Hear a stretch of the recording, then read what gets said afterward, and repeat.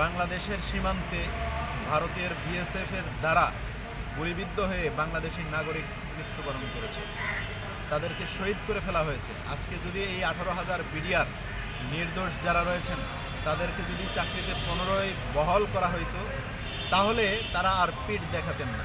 স্বরাষ্ট্র উপদেষ্টাকে আর বলতে হতো না যে এবার আর আমরা পিঠ দেখাবো না। তাহলে অবশ্যই আমাদের এই বিডিআর সাহসী সৈনিক ভাইয়েরা তাদের জায়গা থেকে দেশপ্রেমের উজ্জ্বল দৃষ্টান্ত স্থাপন করতেন এবং বিডিআর যে একটি দেশপ্রেমিক বাহিনী ছিল সেটি তারা প্রমাণ করতে পারতেন।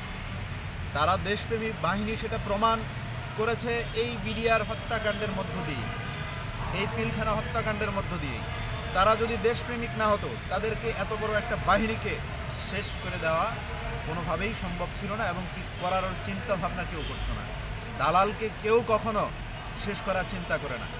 যখনই সে কারোর জন্য থ্রেড হয়ে দাঁড়ায়, যখনই যারা আমাদেরকে ক্ষতি করতে চায়, আমরা যদি তাদের বিপক্ষে দাঁড়িয়ে যাই, তখন সে আমাকে প্রাণে মেরে ফেলার একটি পরিকল্পনা।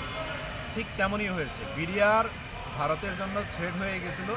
তারা সীমান্ত রক্ষায় তাদের জীবন উৎসর্গ করতে দ্বিধাবোধ করে নাই। সেই জন্য ভারত পরিকল্পনা করে হাসিনাকে দিয়ে এই ন্যাক্কারজনক ঘটনাটি ঘটিয়েছে।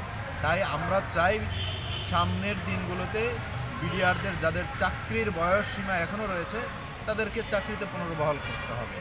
একই সাথে যারা ক্ষতিগ্রস্ত হয়েছে তাদেরকে ক্ষতিপূরণ দিতে হবে। যারা এখনও কারাগারে বন্দী রয়েছে, যাদের কোনো দোষ নেই, বিনা দোষে জেল খাটছে, তাদেরকে ক্ষতিপূরণ সহ কারামুক্তি দিতে হবে। ধন্যবাদ।